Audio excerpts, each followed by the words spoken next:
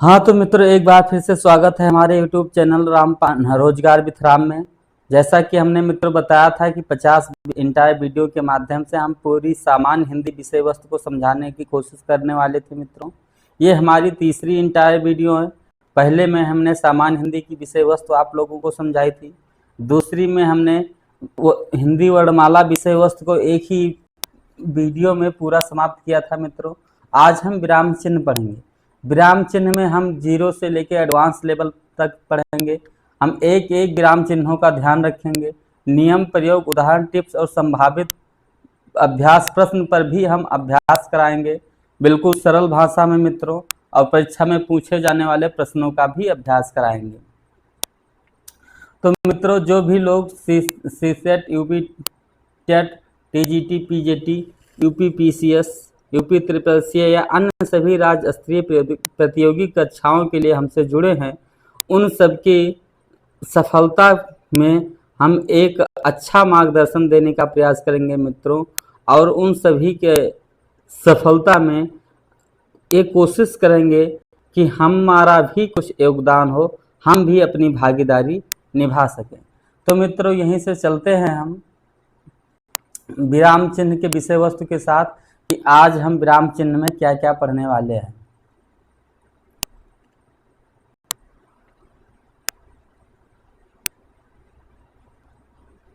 तो मित्रों, विराम चिन्ह की परिभाषा के बारे में जानेंगे। जैसा कि हमने वीडियो में बताया था, पूरे इंटायर वीडियो में हम विराम चिन्ह के बारे में बात करेंगे। तो विराम चिन्ह की परिभाषा के बारे में जानेंगे मित्रों। विराम का अर्थ होता है ठहराव या रुकना।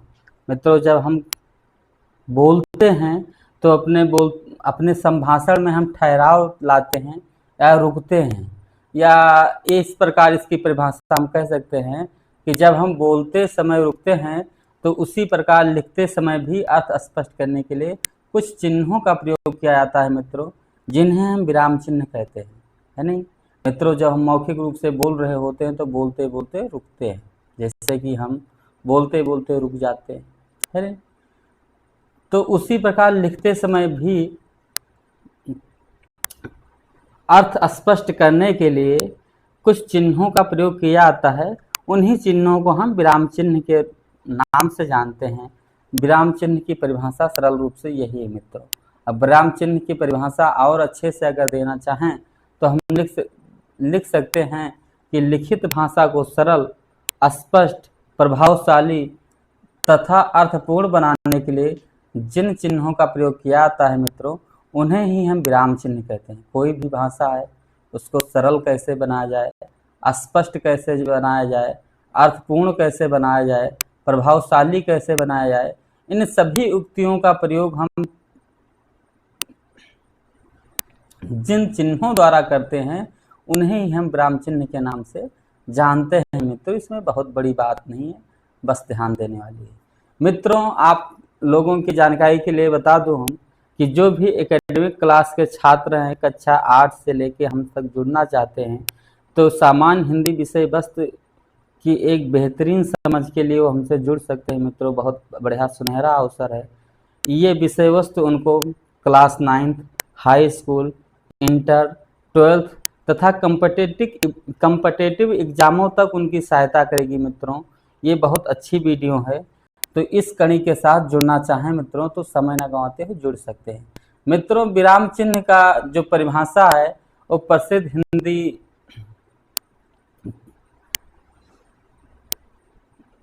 हिंदी के एक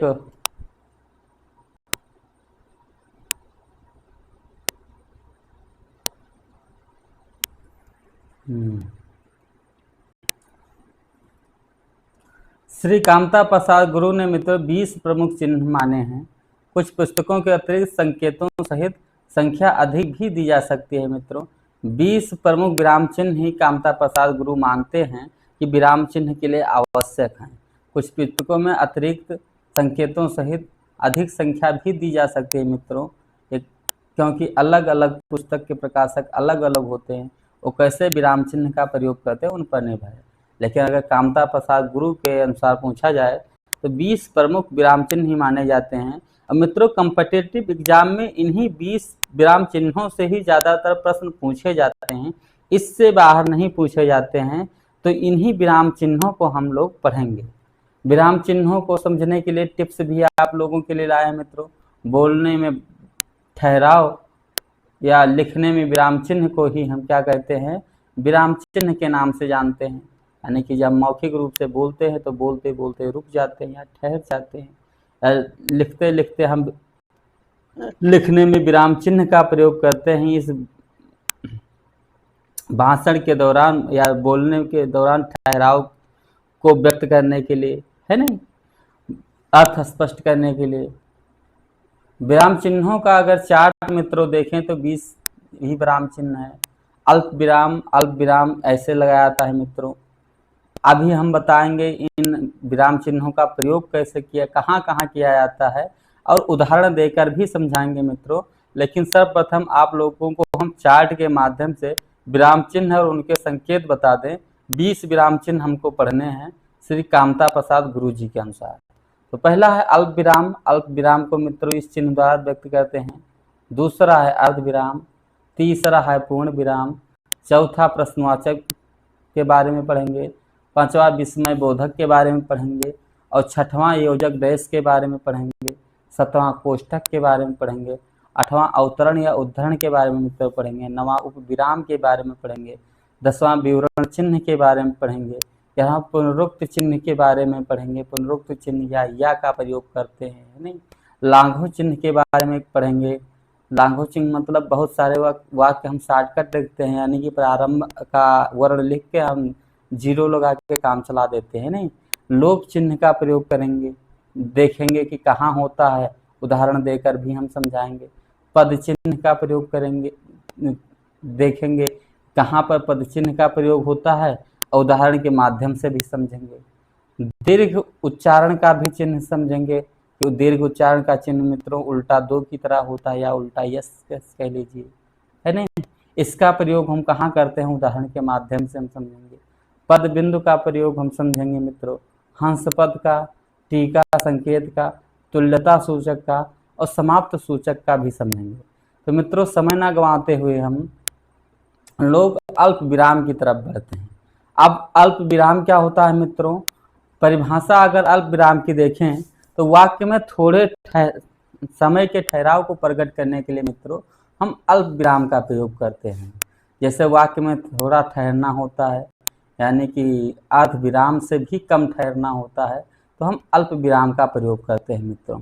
अल्प विराम में जैसे किस वाक्य में इसका प्रयोग करते हैं, तो समान पदों के बीच इसका प्रयोग किया जाता है मित्रों।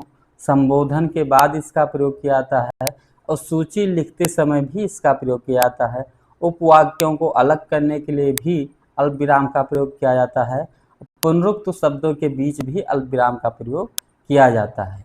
इसे उदाहरण के द्वारा समझें मित्रों, तो जैसे राम कामा श्याम कामा मोहन और सोहन विद्यालय गए, यानी कि एक से अधिक संज्ञा को दर्शाने के लिए, है नहीं, एक से अधिक सब्जेक्ट को दर्शाने के लिए भी हम अल्प विराम का प्रयोग करते हैं।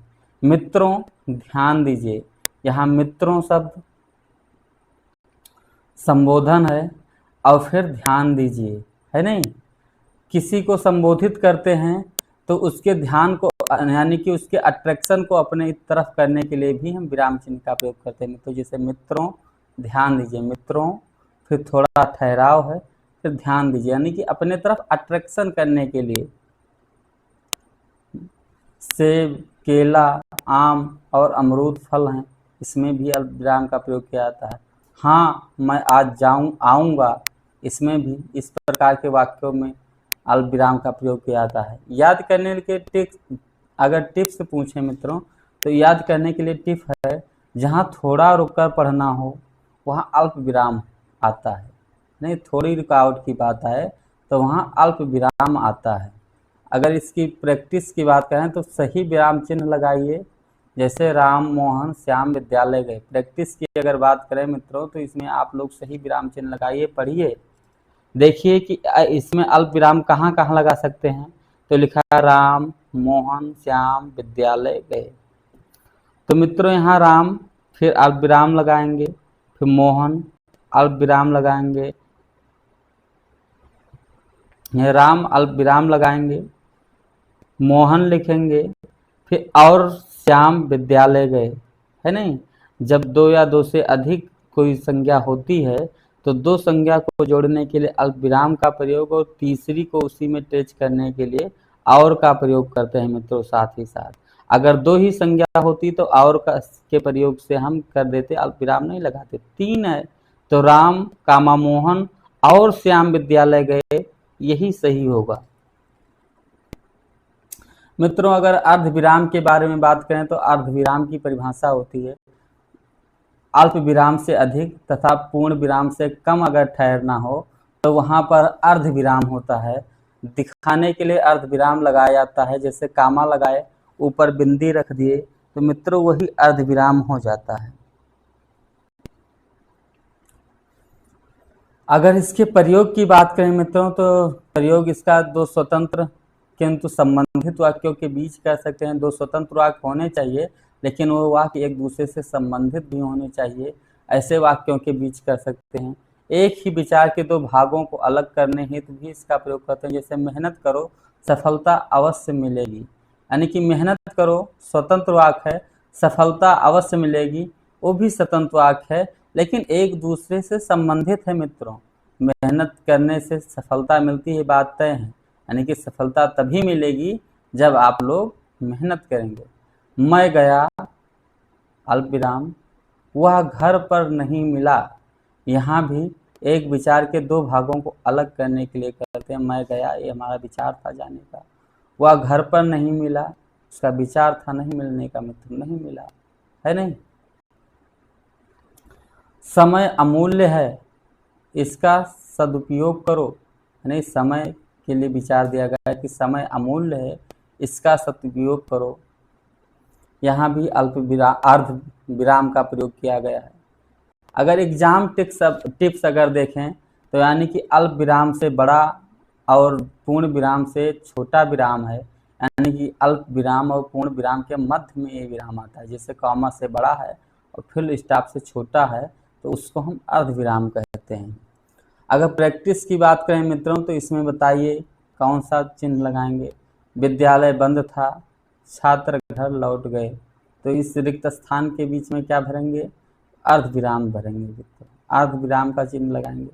विद्यालय बंद था अर्ध विराम छात्र घर लौट गए, क्योंकि विद्यालय बंद था तभी लौटे। विद्यालय का बंद होना छात्र के घर से लौटने से संबंधित है, भले ही दो स्वतंत्र वाक्य हैं। अब मित्रों हम पढ़ेंगे पूर्ण विराम के बारे में। पूर्ण विराम की परिभाषा होती है जब किसी वाक्य का अर्थ पूर्ण हो जाता है तब उसके अंत में पूर्ण विराम लगाया जाता है। मित्रों हिंदी साहित्य में पूर्ण विराम सबसे अधिक जगहों पर मिलता है, आप लोगों ने ध्यान दिया होगा।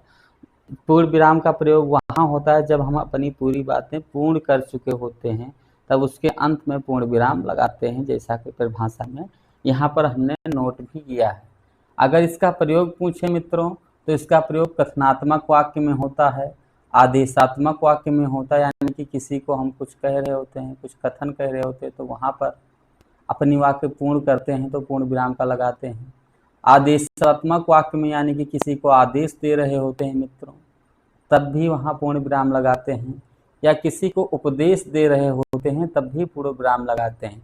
यहाँ का कथनात्मक में भारत मेरा देश है, पूर्ण विराम लगाए।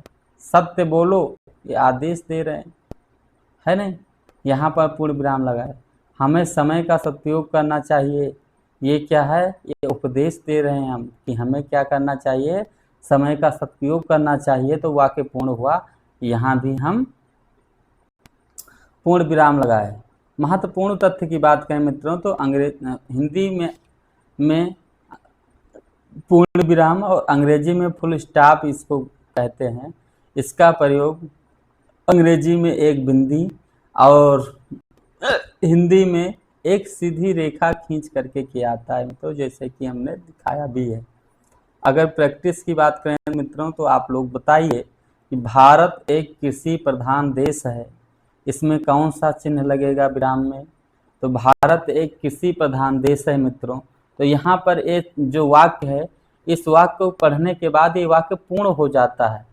तो भारत एक कृषि प्रधान देश है तो है के बाद हम पूर्ण विराम लगाएंगे। अब प्रश्नवाचक चिन्ह की बात करते हैं मित्रों। प्रश्नवाचक चिन्ह वहाँ लगाते हैं जहाँ हम प्रश्न पूछने वाले वाक्य के अंत में प्रश्नवाचक चिन्ह लगाया जाता है। जहाँ हम कोई प्रश्न करने वाले होते हैं, ऐसे वाक्यों में हम प्रश्नवाचक चिन्ह लगाते हैं, या ऐसे वाक्य जिनमें हमसे कोई प्रश्न पूछा जाता है उनमें भी प्रश्नवाचक का चिन्ह लगाते हैं। अगर इसका प्रयोग पूछा जाए मित्रों, तो इसका प्रयोग प्रश्न पूछने में या जानकारी प्राप्त करने में प्रश्नवाचक चिन्ह का प्रयोग करते हैं। अगर इसका उदाहरण दें मित्रों, तो इसका उदाहरण होता है तुम कहाँ रहते हो। तुम कहाँ रहते हो, हमसे कोई जानकारी पूछ रहा है, हमारे बारे में जानना चाहता है नहीं, तुम कहाँ रहते हो, तो वहाँ प्रश्नवाचक चिन्ह। तुम्हारा नाम क्या है, प्रश्नवाचक चिन्ह। क्या तुम विद्यालय जाओगे, प्रश्नवाचक चिन्ह। आज छुट्टी क्यों है, यहाँ भी प्रश्नवाचक चिन्ह। यानी कि जब प्रश्न पूछे जाते हैं मित्रों, तो वहाँ पर हम प्रश्नवाचक चिन्ह लगाते हैं। एग्जाम टिप्स के लिए आप लोगों को प्रश्नवाचक जो शब्द होते हैं उसको हमने एक साथ लिख दिया है कि जैसे ये शब्द आप लोगों को दिखाई दें, आप लोग तुरंत समझ जाएं कि इस वाक्य में कौन सा चिन्ह लगाना है, तो प्रश्नवाचक चिन्ह लगाने की संभावना अधिक है, देख के समझ जाएं। यानी कि ऐसे वाक्य जिसमें मित्रों क्या आए, क्यों आए, कब आए, कहाँ आए, कौन, कैसे जैसे शब्द दिखाई दें, तो वहाँ प्रश्नवाचक वाक्य की संभावना होती है मित्रों, वहाँ प्रश्नवाचक वाक्य का ही प्रयोग करते हैं।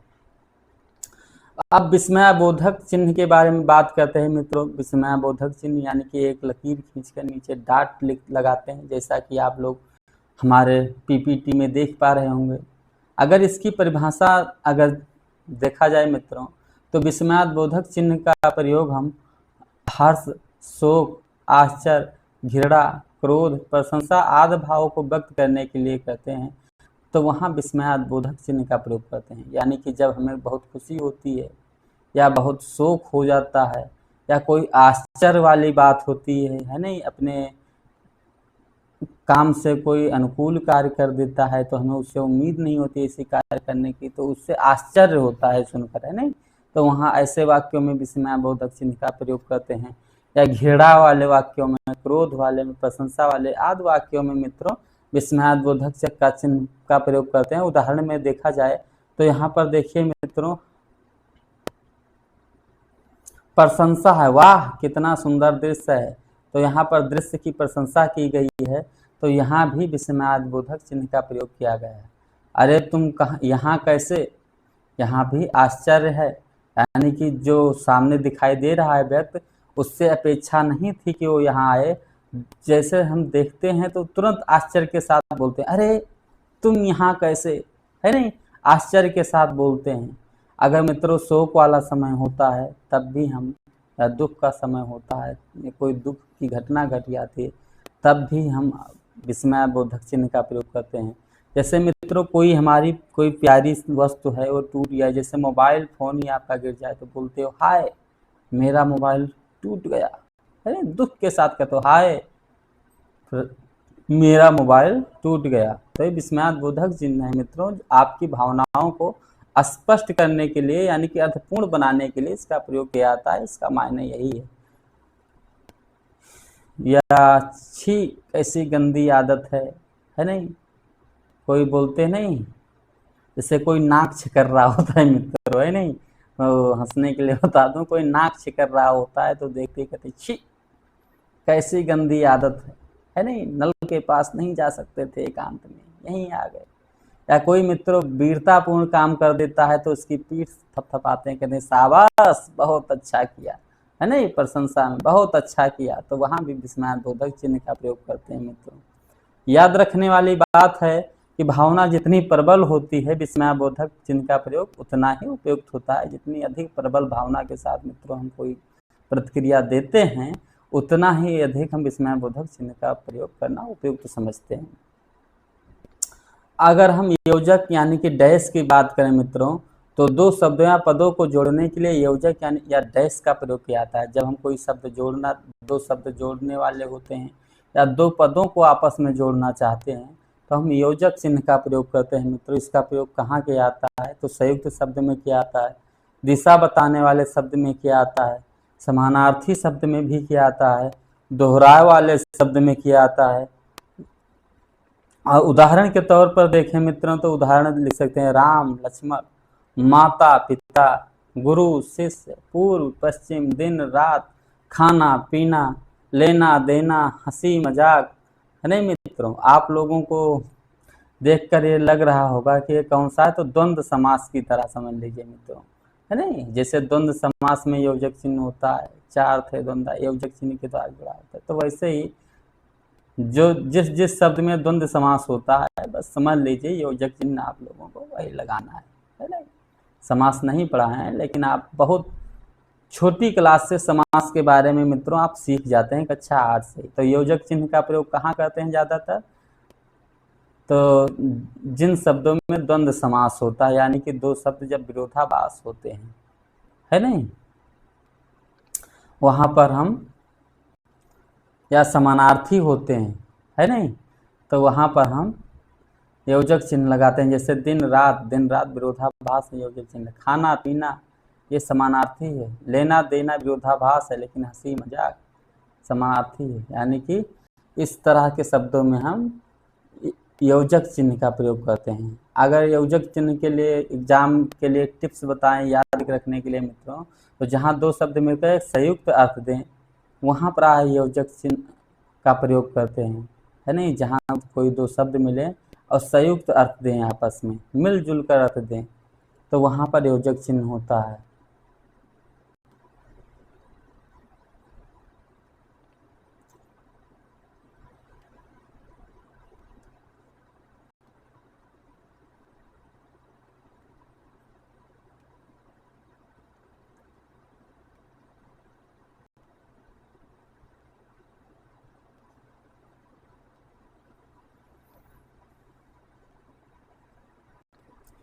अब मित्रों हम अगले विराम चिन्ह के बारे में पढ़ते हैं, जिसको हम कोष्ठक के नाम से जानते हैं।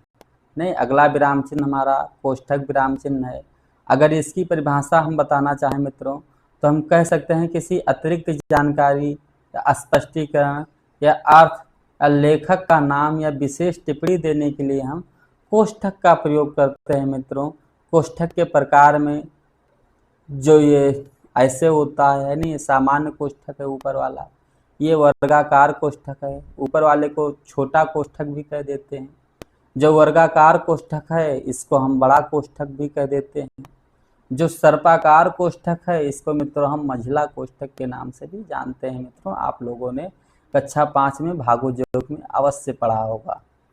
अगर इसकी प्रयोग की बात करें मित्रों, तो इसका प्रयोग अतिरिक्त जानकारी देने के लिए या लेखक का नाम लिखने में या अर्थ स्पष्ट करने में या संपादक की टिप्पणी लिखने में करते हैं। उदाहरण अगर बताएं मित्रों इसका, तो महात्मा गांधी राष्ट्रपिता, मतलब महात्मा गांधी के बारे में जानकारी दी जा रही है कि उनके क्या है वो, तो राष्ट्रपिता का जन्म गुजरात में हुआ था, महात्मा गांधी, है नहीं। टाइटल उनका क्या है, राष्ट्रपिता। राष्ट्रपिता के नाम से सब लोग उनको जानते हैं, तो महत्वपूर्ण जानकारी है नहीं। तो यहाँ जानकारी जोड़ने के लिए महात्मा गांधी के बारे में ब्रैकेट में राष्ट्रपिता लिख दिया गया है कि इसके मतलब महात्मा गांधी को राष्ट्रपिता के नाम से भी जानते हैं। जैसे कामायनी, जयशंकर प्रसाद हिंदी का प्रसिद्ध महाकाव्य कामायनी रचना लिखे, तो लेखक का नाम जोड़ने के लिए, यानी कि जानकारी प्रकट करने के लिए कि कामायनी किसकी रचना है, लेखक का नाम भी साथ में जोड़ने के लिए हम यहाँ पर कोष्ठक चिन्ह का प्रयोग कर दिए, छोटे कोष्ठक। एग्जाम टेक्स्ट की अगर बात करें तो मित्रों अतिरिक्त सूचना देनी हो, समझ लीजिए जहाँ अतिरिक्त सूचना देनी है वहाँ ही कोष्ठक का प्रयोग करते हैं, नहीं। कोई भी बातें बता रहे हैं, उस जैसे कोई प्रश्न आप लिखा रहे होते हैं, लिख रहे होते हैं, तो उस जो भी लिख रहे होते हैं जो शब्द आता है नहीं। जैसे धातु, आप केमिस्ट्री में कुछ मेटल एंड नॉन मेटल, धातु और अधातु के बारे में लिख रहे हैं शायद, तो धातु जैसे लिखते हैं ब्रैकेट में 2-4 धातु का नाम लिख देते हैं, है नहीं। या धातु लिखते हैं तो 2-3 धातु का नाम लिख देते हैं, यानी कि अतिरिक्त जानकारी उस शब्द के बारे में कि इस शब्द से रिलेटेड क्या क्या है। अगर धातु है तो धातुएं कौन कौन सी हैं, है नहीं।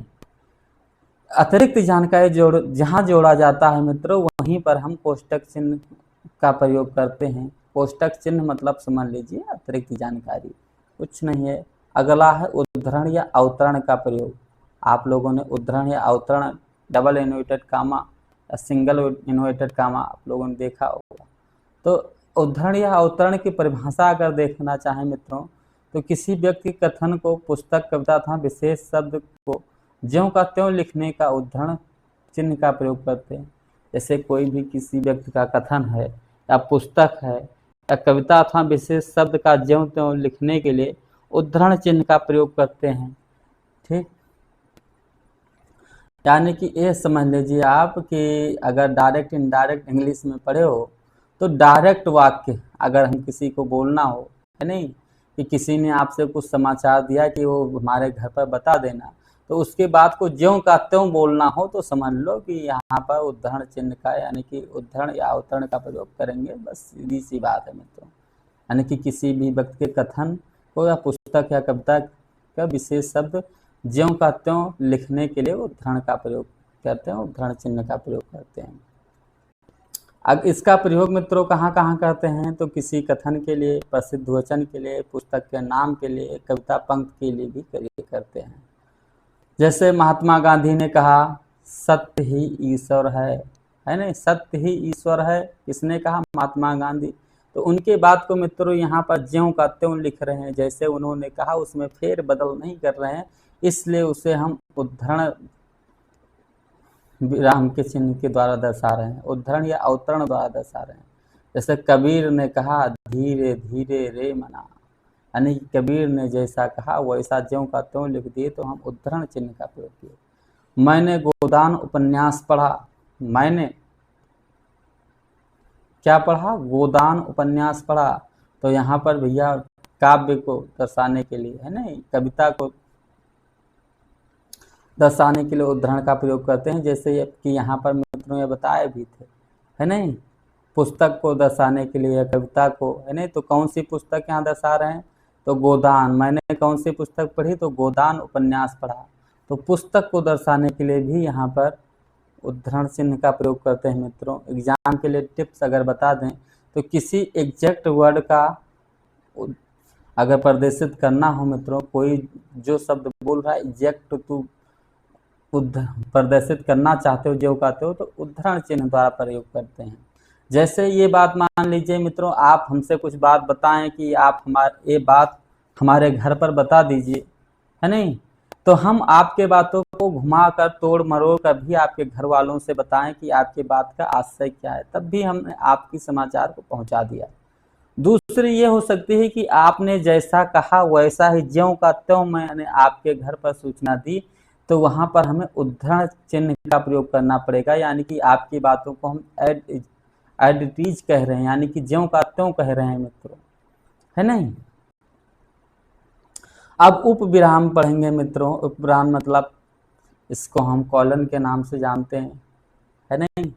उप विराम के बारे में पढ़ेंगे, तो किसी सूची, विवरण या स्पष्टीकरण को प्रारंभ करने के लिए इस चिन्ह का प्रयोग किया जाता है मित्रों। आप लोगों ने सुना होगा, किसी सूची का, विवरण का, स्पष्टीकरण को प्रारंभ करने के लिए उप विराम का चिन्ह का प्रयोग किया जाता है। जैसे आप लोगों ने एग्जाम दिए होंगे मित्रों, तो एग्जाम देने में जो भी प्रश्न पूछा जाता है तो उसकी हेडिंग डालते हैं, नहीं, किसी भी सूची का विवरण स्पष्टीकरण के लिए उसका हेडिंग डालते थे, फिर कॉलन चिन्ह लगा के फिर उसके बारे में लिखना शुरू करते थे, उसका स्पष्टीकरण देने का प्रयास करते थे मित्रों, है नहीं। तो वैसे ही समझ लेंगे कि कोई भी सूची है, विवरण है का स्पष्टीकरण हमें देना है, तो वहाँ पर उप विराम का प्रयोग करते हैं। इसका प्रयोग कहाँ कहाँ कर सकते हैं मित्रों, तो बहुत सिंपल शब्दों में लिख के लाए हैं। सूची प्रारंभ करने में, परिभाषा लिखने में, है नहीं, शीर्षक के बाद भी। उदाहरण अगर देखें तो जैसे भारत के प्रमुख राज्य, है नहीं, भारत के प्रमुख राज्य, हेडिंग, फिर ये उप विराम का चिन्ह लगाए, तो इसके बाद में हम भारत के राज्यों को हम लिख सकते हैं कामा लगा लगा, उत्तर प्रदेश, बिहार, राजस्थान, है नहीं, इस तरीके से हम लिख सकते हैं। जैसे भारत के प्रमुख राज्य, कॉलन चिन्ह लगाए यानी कि उप विराम लगाए, तो कुछ भी लिख सकते हैं। साथ में लिखना चाहें तो विराम चिन्ह के द्वारा, है नहीं तो नंबरिंग करके लिख सकते हैं।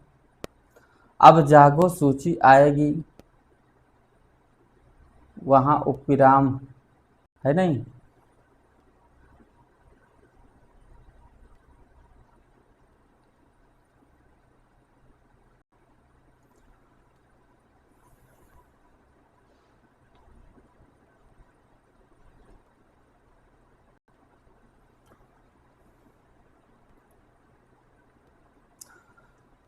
तो अब मित्रों हम पढ़ेंगे यहाँ पर स्लाइड 14 में विवरण चिन्ह के बारे में। विवरण चिन्ह की अगर परिभाषा दें तो हम लिख सकते हैं, जब किसी विषय का विस्तार से वर्णन देना हो तब विवरण चिन्ह का प्रयोग करते हैं। कोई भी विषय है मित्रों, उसका विस्तार से वर्णन देना हो तो विवरण चिन्ह का प्रयोग करते हैं। विवरण चिन्ह जैसे वहाँ पर कॉलन विराम होता था, है नहीं, तो यहाँ विवरण चिन्ह को हम सेमी कॉलन के नाम से जानते हैं। शायद जैसा भी है, इंग्लिश में आती नहीं, शायद आप लोग कमेंट करके बताना किस नाम से जानते हैं। जब किसी विषय का विस्तार से वर्णन करना होता है मित्रों तो वहाँ पर हम विवरण चिन्ह का प्रयोग करते हैं। जैसा कि विवरण चिन्ह को हमने आप लोगों को दिखाने का कोशिश भी किया है जो ब्रैकेट में। इसका प्रयोग किसी वस्तु के विवरण को परिभाषा समझाने में या उदाहरण प्रारंभ करने में भी करते हैं।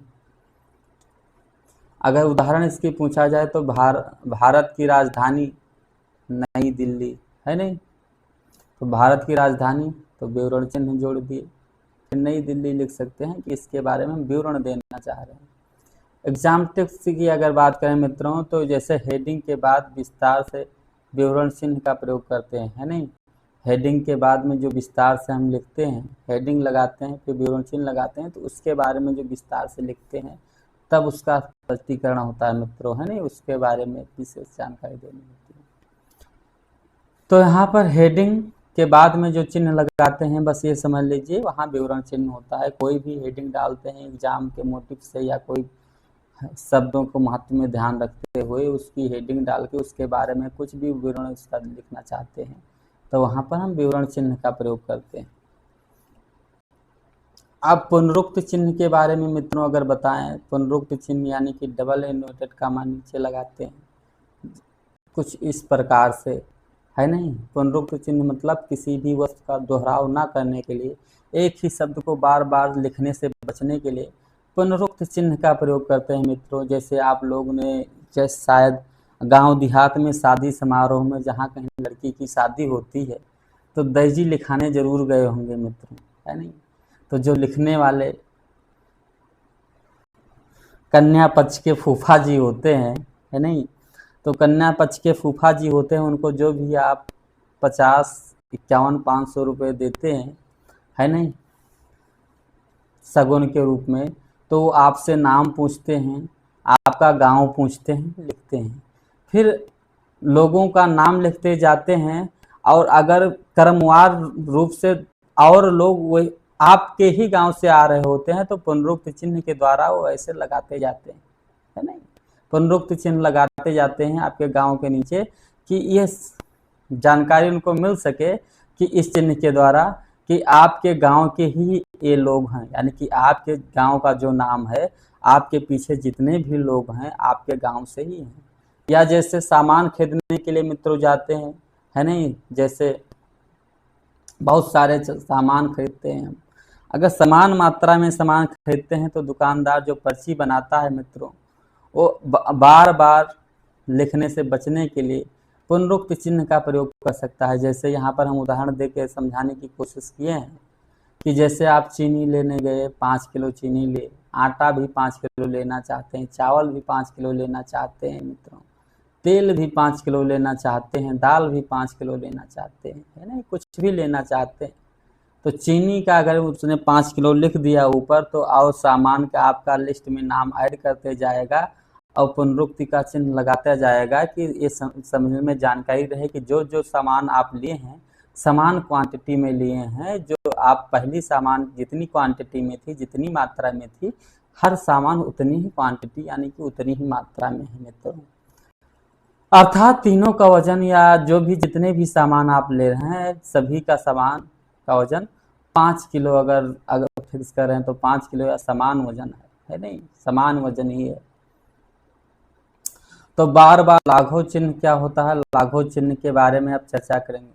तो अगर लाघव चिन्ह की परिभाषा अगर देना चाहें मित्रों तो हम लिख सकते हैं किसी शब्द का संक्षिप्त रूप लिखने के लिए लाघव चिन्ह का प्रयोग करते हैं। कोई भी शब्द है मित्रों संक्षिप्त रूप में लिखने के लिए हम लाघव चिन्ह का प्रयोग करते हैं। जैसे प्रधाना अध्यापक लिखने के लिए परा के बाद में जीरो लगा दें, फिर आ लिख के बगल में जीरो लगा दें, तो प्रधानाध्यापक हो जाता है नहीं। इसका उदाहरण जैसे डॉक्टर है नहीं, डॉक्टर लिखते हैं ऐसे ही। श्री, श्रीमान नहीं लिखना है पूरा, तो श्री लगा दिए, जीरो बगल में रख दिए, श्री हो गया। संख्या,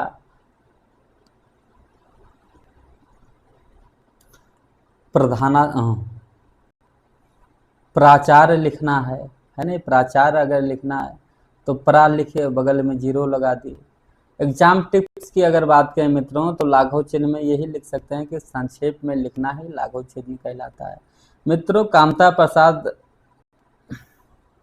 मित्रों लाघव चिन्ह के बारे में कामता प्रसाद गुरु जी कहते हैं, श्री कामता प्रसाद गुरु जी, कि इस चिन्ह का प्रयोग सबसे ज्यादा अंग्रेजी में होता है, बाद हिंदी में भी होने लगा, हिंदी में भी इसका खूब प्रयोग हुआ है, लेकिन सबसे ज्यादा अगर प्रयोग देखा जाए तो इसका प्रयोग लोग अंग्रेजी में करते हैं, है नहीं। जैसे फुल फॉर्म वाले वाक्यों में समझ लीजिए। अब लोप चिन्ह क्या होता है मित्रों, तब जब किसी वाक्य या अनुच्छेद का कुछ भाग छोड़ दिया जाता है नहीं, तब वहां लोप चिन्ह लगाया जाता है। कोई भी वाक्य या अनुच्छेद है नहीं, आप कुछ कह रहे होते हैं, कुछ भाग उसका छोड़ देते हैं, तो वहां पर लोप चिन्ह का प्रयोग करते हैं। अगर इसका प्रयोग देखा जाए मित्रों, तो अधूरे वाक्य में, उद्धरण में छोड़ा गए भाग में, या संवाद अधूरा रह जाने में प्रयोग करते हैं मित्रों। अगर उदाहरण इसका देखा जाए मित्रों, तो इसका उदाहरण जैसे मैंने उससे कहा, अब क्या कहा लोप चिन्ह द्वारा प्रयोग करते हैं, समझ जाओ क्या कहा, है नहीं, बताने वाली चीज नहीं है। मैंने उससे कहा डाट डाट, अगर तुम मेहनत करोगे डाट डाट तो सफलता पाओगे, नहीं तो तुम जानो, है नहीं।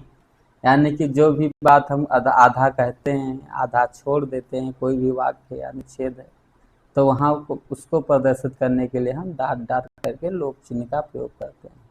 अगर एग्जाम टिप्स की बात की जाए मित्रों, तो हम कह सकते हैं कुछ छोड़ दिया गया हो जहाँ, वहाँ लोप चिन्ह का प्रयोग करते हैं। यानी कि कुछ बातें आप अपनी कह रहे होते हैं, यानी कि कुछ वाक्य अनुच्छेद कह रहे होते हैं, आधे पर से ही छोड़ दें, तो उसको दर्शाने के लिए जिस चिन्ह का प्रयोग करना होगा मित्रों, वहाँ पर लोप चिन्ह का प्रयोग करेंगे। अब पद चिन्ह का प्रयोग मित्रों एक डैश की तरह ही होता है, पद चिन्ह भी। पद चिन्ह का प्रयोग कहाँ करते हैं मित्रों, तो पद चिन्ह का प्रयोग अगर कोई शब्द के साथ विशेष पद जोड़ने के लिए या शब्दों को जोड़ने के लिए पद चिन्ह का प्रयोग करते हैं। कोई भी शब्द है, उसके साथ कोई विशेष पद जोड़ने के लिए या शब्दों को जोड़ने के लिए पद चिन्ह का मित्रों प्रयोग किया जाता है, और क्या करते आ भी रहे लोग, हम भी बहुत किए हैं पद चिन्ह का प्रयोग मित्रों। शब्द के साथ विशेष पद को जोड़ने के लिए या शब्दों को जोड़ने के लिए आमतौर पर करते ही रहते हैं। आप लोग जितने भी हिंदी के अच्छे जानकार होंगे या हिंदी में रुचि रखते होंगे, सभी लोग करते होंगे। अगर इसका उदाहरण देखा जाए तो जैसे देख सकते हैं पूर्व प्रधानमंत्री, है नहीं, कौन प्रधानमंत्री, पूर्व प्रधानमंत्री। शब्द है पूर्व, लेकिन इसके साथ में क्या जोड़ दिए, विशेष पद जोड़ दिए, प्रधानमंत्री। कौन, प्रधानमंत्री। पूर्व मतलब पहले के प्रधानमंत्री, आप वो नहीं रहे।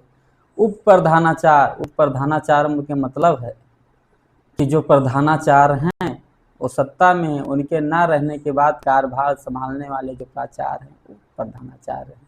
यानी कि प्रधानाचार्य एक हेड हुए, और जो उनके अधीनता में, यानी कि उनके दूसरी श्रेणी पर जो कार्य कर रहे हैं, यानी कि प्रधानाचार्य कहीं अनुपस्थित हो गए तो प्रधानाचार्य जी का काम संभाल रहे हैं, या उनके असिस्टेंट के रूप में काम कर रहे हैं, है नहीं, यानी कि वाइस प्रिंसिपल के रूप में, है नहीं। स्कूल में एक चलन है प्रिंसिपल साहब और वाइस प्रिंसिपल साहब, है नहीं। तो प्रिंसिपल साहब तो मेन हुए, लेकिन जो वाइस प्रिंसिपल होते हैं, यानी कि प्रिंसिपल साहब के ना रहने में स्कूल के जो निगरानी करें, जिम्मेदारी निभाएं, है नहीं, उप प्रधानाचार्य होते हैं। यानी कि उप शब्द है, विशेष पद प्रधानाचार्य है, जोड़ने के लिए यहाँ पर देखिए पद चिन्ह का प्रयोग किया गया है। जैसे पूर्व राष्ट्रपति, है नहीं, पूर्व शब्द राष्ट्रपति विशेष पद जोड़ने के लिए, जैसे हिंदी भाषी, उर्दू भाषी, बांग्ला भाषी, अंग्रेजी भाषी, है ना, ये शब्द दिखाने के लिए हम करते हैं। एग्जाम टिप्स अगर जोड़ देखें तो जहाँ पर मित्रों उप आए, पूर्व आए या सह आए आदि जुड़े हों, वहाँ पर हम पद चिन्ह का प्रयोग करते हैं, है ना। कुछ शब्दों को आप लोग ध्यान में रखो। तो जहाँ उप जुड़े हों, पूर्व जुड़े हों, साह जुड़े हों, वहां पर हम मान लेते हैं कि पद चिन्ह का प्रयोग हुआ है।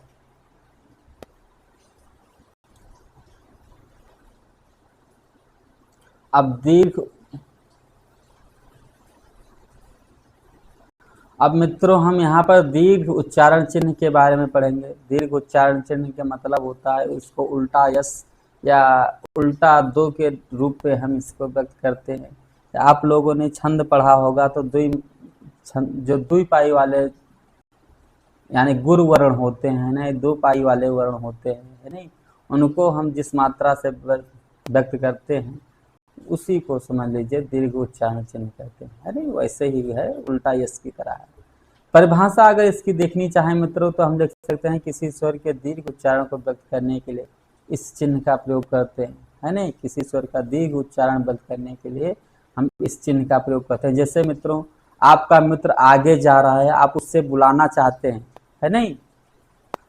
मान लिया उसका नाम रमेश है, तो वो आगे निकल गया तो उसे रमेश नहीं करोगे, कहोगे रमेश, यानी कि मात्रा को खींचना चाहोगे, है नहीं। या जैसे अरे, लेकिन कुछ ज्यादा गलती अरे, है नहीं, खींच करके दीर्घ उच्चारण चिन्ह का प्रयोग। या नाद को बढ़ाने के, जैसे ओम लिखते हैं, ओम नाद नहीं है, इसमें एक ही है, लेकिन इसके नाद या को बढ़ाने के लिए ओ, है नहीं, दीर्घ उच्चारण चिन्ह का प्रयोग। जैसे हे राम, नहीं मात्रा बढ़ा, हे राम, मात्रा बढ़ा है नहीं, हरे राम, मात्रा बढ़ा। तो इस तरह के शब्दों में हम दीर्घ उच्चारण का प्रयोग करते हैं, दीर्घ उच्चारण चिन्ह का मित्रों, है नहीं। दीर्घ उच्चारण चिन्ह का मित्रों ऐसे शब्दों में हम प्रयोग करते हैं। अगर इसको महत्वपूर्ण तथ्य के रूप में देखें तो संस्कृत और वैदिक ग्रंथों में इसका उपयोग अधिक मिलता है। जितने भी संस्कृत हैं या वैदिक ग्रंथ हैं, इसका उपयोग दीर्घ उच्चारण चिन्ह का प्रयोग बहुत ज्यादा देखने को मिलता है। पद बिंदु के बारे में अगर देखें मित्रों तो पद बिंदु की परिभाषा यही होती है कि अरबी फारसी मूल के शब्दों में कुछ व्यंजनों के नीचे लगाया जाता है नहीं। अरबी फारसी मूल के शब्दों में कुछ व्यंजनों के नीचे लगाया जाने वाला बिंदु पद बिंदु यानी कि नुक्ता कहलाता है।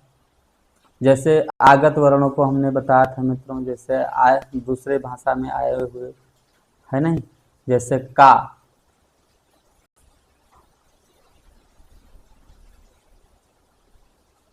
खा, गा, जा, फा, अड़ा, अड़ा, फसल, गरीब, जमीन, कलम, लड़का, बढ़िया। यहाँ पर मित्रों हम पद बिंदु का प्रयोग करते हैं इस प्रकार के शब्दों में, यानी कि मूल रूप से जो शब्द अरबी और फारसी भाषा के मूल में होते हैं, नहीं, अरबी और फारसी भाषा वाले शब्दों में, नुक्ता वाले शब्दों में इसका प्रयोग करते हैं, जिन शब्द का मूल अरबी या फारसी होता है।